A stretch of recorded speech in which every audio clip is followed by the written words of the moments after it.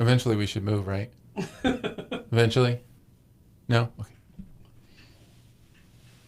I think we're live. This is now the spoiler cast. It's true. Be aware. Be very aware. I want you for spoiler casts. So, yeah, you ready to do this? yeah, let's Welcome talk to the about- video portion. Video peoples. We're going to record some audio portion on SiftSpoilers. And here we go. Welcome to the SiftSpoil for yesterday, the movie Yesterday. We are now going to go into all the spoilers that we couldn't talk about but wanted to talk about in the main episode. They all died. If you don't want to know anything, you probably want to go away because we are going to spoil it. Also, we'll probably jump around quite a bit. We will be talking about hanging threads, romances, jokes, Easter eggs, cameos, deaths, resurrections, and post-credit sequences. So there you go. Let's talk some spoilers. Where do you want to start on this? There's so much to talk about. So cigarettes aren't a thing? What? Okay, so let's list the things the movie says Don't exist anymore. And by the way, the movie it just uses these things as a throwaway As joke. a joke. It just uses them as throwaway jokes. You can't say cigarettes never existed as a throwaway joke without my brain going, how were cigarettes never invented? Yeah. That was way before the Beatles. Yeah. Like, that was, the tobacco farmers. I that wanna was know the Native Americans. That was, how are cigarettes not a thing? I want to know what the process for deciding what was eliminated and what wasn't, There's no thought to it. Yeah. And at first I thought there was going to be because Oasis doesn't exist, which kind of makes sense, right? If you think of maybe Oasis, the band, doesn't exist if the Beatles are never around, right? Yeah. That, you can kind of understand that. So are you saying that because cigarettes never existed, then Coca-Cola never existed? Right. And because Coca-Cola never existed, the Beatles never performed because they like Coca-Cola. And then because the Beatles never performed, then the Harry Potter books never got written. Right. Yeah. Yeah, I don't know. Again, no thought. Yeah. If there was any thought put into these jokes, it is not on the screen. How do you It's feel? just meant as a joke. And by the way, every time that joke is played, It's the same joke 5 times. Just Like, got to Google and then what it actually you know what? cigarette is the city. I will take that back in that there are other the Coke one is there is a funny reference on the plane. Yeah. Where he's like, Can I have some Coke? Can I have some Coke? What? And he gets a look like, Yeah. Cocaine? Yeah. So yeah, I get it. But man, and what's so frustrating is it's like the world wants to be interesting, but they're not concerned with actually making it interesting. Yeah. This is just setting up Yesterday 2, 3, 4, and 5, where I all don't these know. other people. I hope not, because it's just going to get messier and messier and sillier and sillier. So the movie never explains what happened or why it happened. No, and it doesn't even attempt to. Yeah.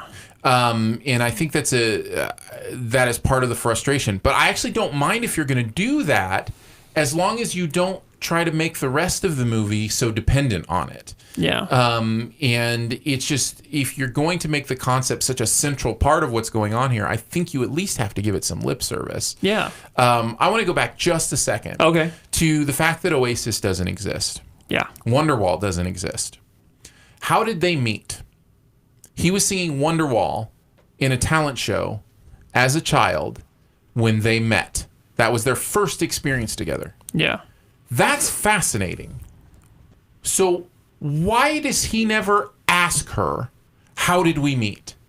Yeah. Why do they never explore? That's the kind of stuff I'm talking about, where it's like, okay, if Oasis doesn't exist and Wonderwall doesn't exist, and I go to this world, and the person I have the deepest friendship with, that was our story.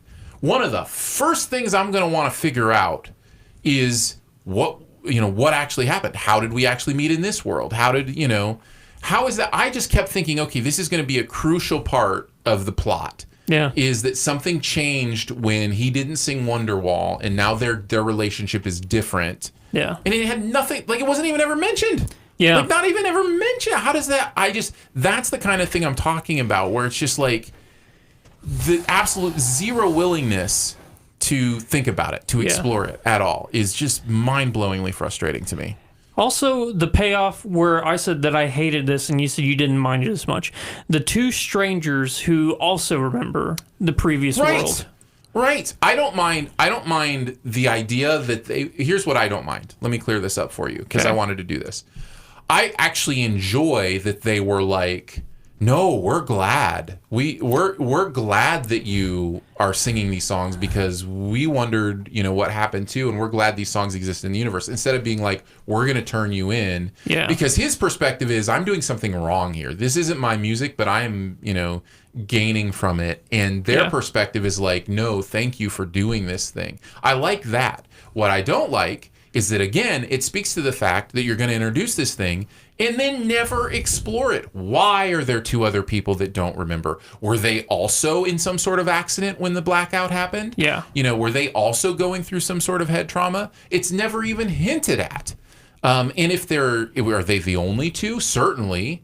There would be more than just 3 people. If there's 3 people, certainly there's 30 people. You know what I mean? If there's 30, then there's got to be... So it's just, and did they both always know about the Beatles, or is it starting to come back to them? Yeah. This movie is so uninterested in exploring any of that world building, and it's very frustrating. How difficult is it to buy a yellow submarine toy if the Beatles never existed? That's a great point. Yeah. Seriously, finding a submarine toy is hard enough. Finding a yellow submarine, if the Beatles were never a thing, has got to be... That's hilarious. Super hard. Okay, Lennon's alive. Yes. Assuming all 4 of them are actual humans in this world. Yeah. Again, assuming, because the movie's not interested in going anywhere else. Exactly. Are you surprised? I knew that there was going to be a Beatle in this movie. Like, it just had to be. Are you surprised that they actually went with Lennon? No, that's the perfect choice. And again, I think this is, again, hinting at a much deeper movie that could have been. Yeah. In that conversation... it turns out to be, it really is the inciting factor for him to be honest about, the story.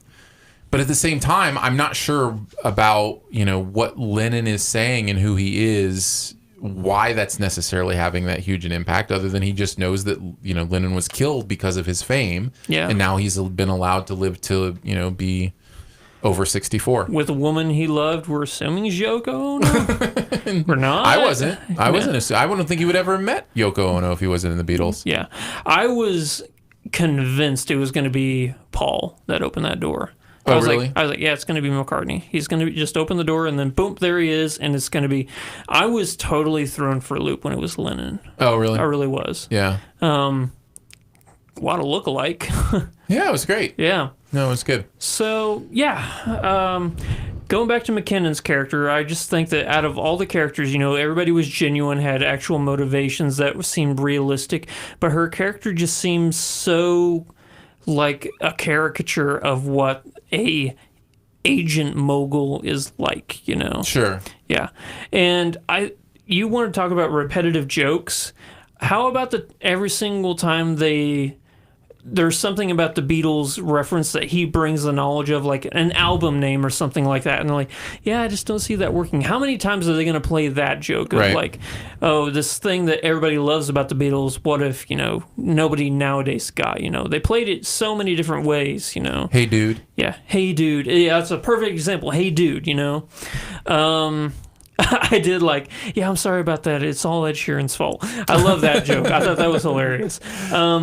But the end of the movie is, his, swan song of, what, Elle, I love you. Except for he doesn't say that. Yeah, he says I love you. Well, but I'm saying his point is that, he uses that. Okay, first of all, he puts her on the big screen in front of everybody. She doesn't want to be in that moment. Yeah. So here's her giant face behind him, and we're thinking we're getting this rom-com moment where he's going to profess his love to her. But he has to tell everybody that he stole all the songs first. But it's really just his, saying, "Hey, I stole all these songs." Yeah. And also, I love you. I love this woman. Yeah. It's it doesn't work. It shouldn't work with her. She's in a relationship. Yeah. At that Gavin moment is there. Yeah. And then he shows up afterwards, and he's like, yeah, I know, it's cool. and then she's like, oh yeah, you're great. It just his presence, just ruined that moment. It feels awful saying that because it's awful thing happening to Gavin, and I'm saying that he's the one that ruined the moment. But it's the script having him there that ruins the moment, But what did he do? What did our main character do that would influence her or have her change her mind of what she had just said to him previously in the diner or the restaurant where they left? And he, is it just because he's saying, oh, now I'm not going to be singing Beatles songs? Because it seems like he's still singing Beatles songs. Yeah. I guess he's just not going to take money for it, which doesn't change her problems with the situation. Yeah. She wanted somebody that could be there with her locally in England. Yeah. That was her issue. At least that's what she stated. And I think we were supposed to believe that. Yeah. How did what he did change any of that? Yeah. It didn't. And the truth of the matter is, we don't know how what he did changed anything. Yeah. How is the world going to react to him going, oh, you know what? Actually, there are several ways it could happen. Number one, I think most likely people are going to think he's lost his mind. Yeah. Right? They're not going to believe him. Do you think people are going to believe him? But that he stole songs? That he stole songs from a group that just doesn't exist anymore? Well, he never said that they never existed. Okay, so what's the alternative explanation? That there's just 4 guys named John, Paul, Ringo. Well, but then somebody's gonna do the research and figure. I'm just saying this movie is so unwilling to even explore the ramifications of, what would happen to him, and it's just like it doesn't even care. That's true. The movie doesn't care. Overall, it doesn't care. I think that, and I hate saying this, I think Danny Boyle really was relying on the weight and gravity of just how good the Beatles are to carry this movie. Mm-hmm. And it can't. So let's talk about this, how great the Beatles are. In the idea of exploring, are they great inherently, or are they great because of the situation surrounding them? Yeah. And this movie has an interesting moment with the parents, where he's trying to play Let It Be, and they keep interrupting him. Yeah. And it's like, in that moment I'm thinking, oh, cool, we're going to go down a road where it's like these songs don't get big or explored because it's a different situation. Yeah. But no, it's just like every single song is a hit, just because it's a hit. Yeah. And Ed Sheeran hears, and he's like, "You're Mozart." Long and Winding Road, and it's like, "Yep, I'm Salieri and you're Mozart." Yeah. And it's like, okay, I get that there's artistry there. Long and Winding Road is a beautiful song, but there are a ton of beautiful songs written every year by people that never get heard by anybody. Yeah. You know what I mean? Like, totally. It's in this movie, and he's like, "No, yeah, that's the most beautiful song I'd ever heard." Not every single Beatles song is the most beautiful song you'd ever heard. Well, and again, it sells short the impact of the moment. It sells short that art isn't just about creating beauty. It's timing and meaning. It's also about timing, meaning, and connections. And the idea that the art itself could be so good that it would transcend those things is fascinating. But the movie doesn't want to really deal with that. It just wants to say, oh, yes, these are all great songs and would be hits no matter when they came out, who sang them, whatever. That's the other thing. A solo artist in 2019 or whatever this is supposed to be, as opposed to a boy band, which is what the Beatles were when they came across the pond. Yeah. Taking the world by storm is a very different thing. And part of the Beatles' ability to create what they created had to do with the fame that came from being, screaming teenagers that love them. Yeah. And that's just, it's just, I don't know. I just wish this movie had wanted to deal with some of that stuff. I think it could have been very interesting. Yeah, absolutely. But it doesn't. No. Any other specific spoilers you want to think about? Jokes you liked? Moments? No. The things change. I think we mentioned it all. The rooftop concert is fascinating to me. The way he sings "Help" is... It actually sounded like a cry for help. It was. Yeah, I think it technically was supposed to be a cry for help. Okay, the funniest part of the movie for me is Rocky opening the door, and it's the wrong door. He's like, I know my purpose in life. It's to open this door and to present to the world, Jack. Oh, wrong door. That was the biggest laugh for me. Yeah. That character was actually my favorite character in the movie, Rocky. Yeah, he was funny. Yeah. His getting fired scene was really funny. Hey, you just got fired. So, yeah, that's the movie. Yeah, I don't know that there's too much else to go into. This is another movie I had such high hopes for. Mm-hmm. Man. 2019. Get your act together. Hopefully soon. We'll start with Spider-Man, and then it'll just never let go. Second half of 2019 is going to be amazing. I hope, man. I sure do hope. I hope so, too. Yeah. Otherwise, maybe we'll just get in an accident and wipe it from existence. Yeah. The whole world lost power, okay? Yeah. We're not even going to... Nobody's even going to talk about that? Nobody's even going to explore that? Yeah. Try to figure out... The entire world lost power at the same time. Yeah. We're all just going to kind of yada yada that? Yeah. Not going to be a big part of anybody's discussions? You know, that's the movie right there. Uh-huh. Why did... And I think I read something like solar flare or something like that was like in one of the newspaper articles. Like, yeah. No, it's not how solar flares work. If there was a solar flare large enough to knock out all the power on Earth, it would burn the Earth. Yeah. The Earth would be no more. I just do not buy this movie. That's what it comes down to. I don't buy that this is the way it would happen. I don't buy that somebody could write all the Beatles songs in that short amount of time and it would be considered this groundbreaking double album. It's like it takes a process for people to understand music. Music lives in a moment, and the fact that this doesn't do that and also doesn't even explore that is the most frustrating part for me. So yeah, there you go. That is spoilers for yesterday, and we'll be back to chat spoilers on Spider-Man Far From Homecoming Into the Spider-Verse next week. Endgame. Endgame.